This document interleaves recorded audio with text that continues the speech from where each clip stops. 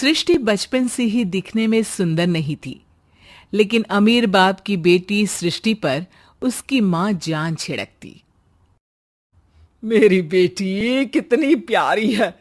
भगवान सबको सृष्टि जैसी बेटी दे। सृष्टि धीरे धीरे बड़ी होती है।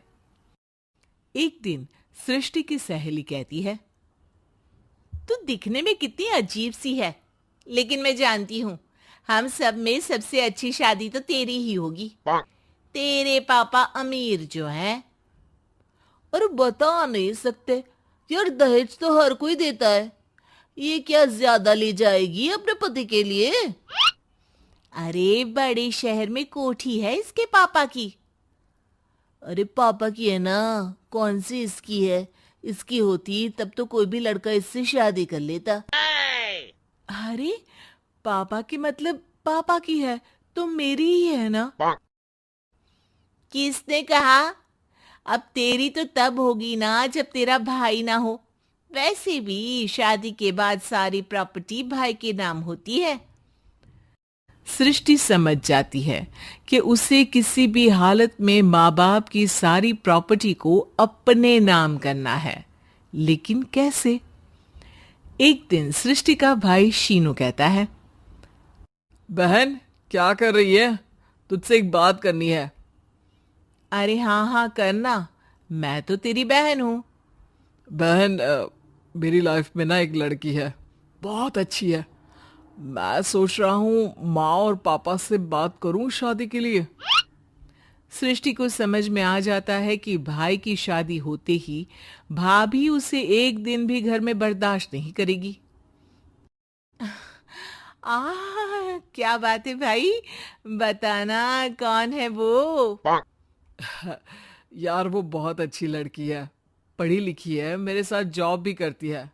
बस एक प्रॉब्लम है। हाँ प्रॉब्लम? क्या प्रॉब्लम है भाई? यार वो शादीशुदा है, लेकिन उसके पति ने उसे सिर्फ इसलिए छोड़ दिया क्योंकि उसके माँ बाप दहेज नहीं दे पाए। सृष्टि ये सुनकर न जाने क्यों खुश हो जाती है। अरे भाई तो क्या हुआ, लड़की तुझे तो पसंद है ना?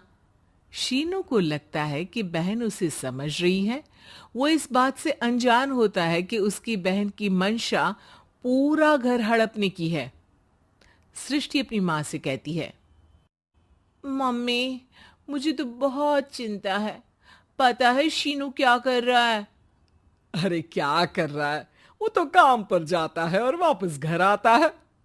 नहीं ना माँ, वो यही तो नहीं कर रहा, बाकी सब कर रहा है। आपको पता है उससे प्यार है, और वो भी एक शादीशुदा लड़की से। ये क्या हो गया? मैं सोसाइटी में क्या मुंह दिखाऊंगी?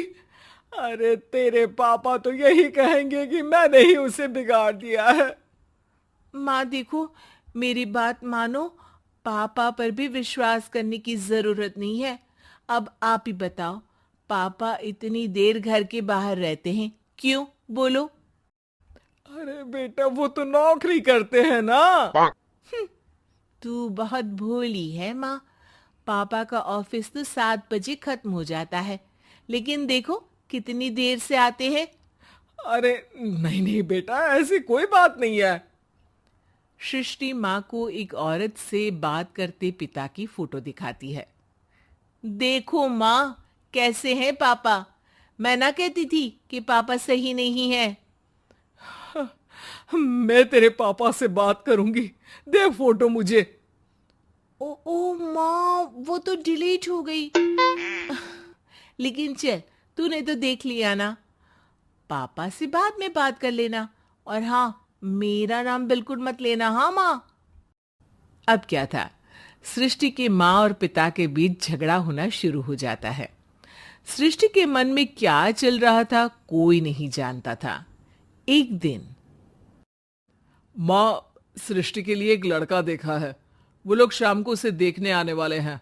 और हाँ माँ, एक खुशखबरी, मैं और पापा मिलकर एक नया बिजनेस ट्राई कर रहे हैं। शाम को लड़का आता है, सांवले रंग का। सृष्टि को तो बिल्कुल भी पसंद नहीं आता। लड़की की माँ कहती है, लड़की का चेहरा तो कोई खास नहीं, लेकिन अगर मेरे बेटे को आप लोग सेटल कर दें तो मैं उसकी शादी आपकी बेटी से करवा दूं। सृष्टि को लड़का बिल्कुल पसंद नहीं था। उसे भाई पर गुस्सा आ जाता है। लड़के वालों के जाने के बाद कहती है, माँ देखा, शीनू मेरे लिए कैसा लड़का लेकर आया, न दिखाने लायक न सुनने लायक, सेटल भी नहीं, वो भी हम करे।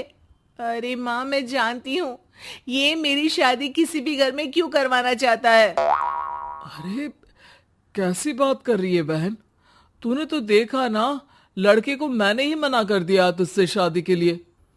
जिसने लड़का बताया था उसने उसकी बहुत तारीफ की थी। बात आई गई हो जाती है, लेकिन सृष्टि का मन शांत नहीं होता। क्या करूं कुछ समझ में नहीं आ रहा। मेरी शादी हो गई तो ये लोग पूरी प्रॉपर्टी शीनू के नाम कर देंगे, मेरे हाथ तो कुछ लगेगा ही नहीं। तभी सृष्टि को आइडिया आता है। वो किसी वकील को फोन करती है। जी देखिए, अगर आपके मम्मी पापा का तलाक हो जाता है तो आपके पिता की आधी प्रॉपर्टी आपकी माँ के नाम हो जाएगी, फिर उसे वो किसी को भी दे सकती है। सृष्टि अब माँ को बेटे के खिलाफ भरती है।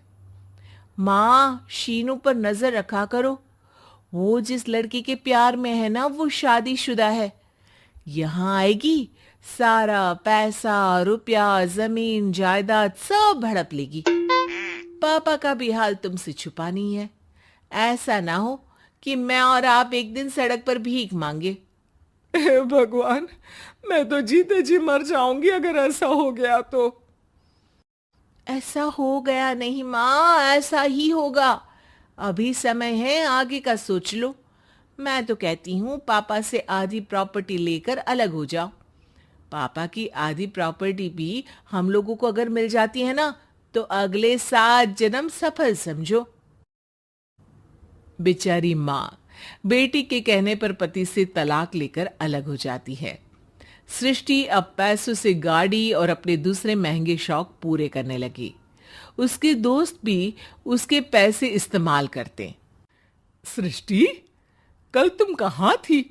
मैं सारा दिन घर पर अकेली थी। तो मैं क्या करूं? मैंने ठेका तो नहीं लिया है ना तुम्हें संभालने का। माँ को सृष्टि से ये उम्मीद नहीं थी। वो बैठकर रोने लगती है।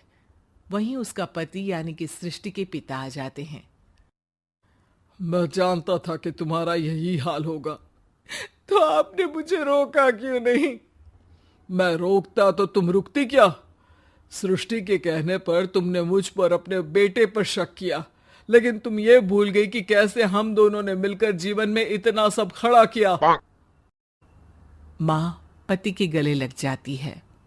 मुझे माफ कर दीजिए, मैंने आपकी कमाई का एक बड़ा हिस्सा गवा दिया। कोई बात नहीं, तुम साथ हो तो मैं ऐसी 7 प्रॉपर्टी खड़ी कर दूंगा। तभी वहां सृष्टि आ जाती है रोते हुए। माँ, मयंक ने मुझे छोड़ दिया। वो बोल रहा था जब तक मेरे पास पैसे थे तब तक ही वो मेरे साथ था। पापा, माँ, मुझे माफ कर दीजिए।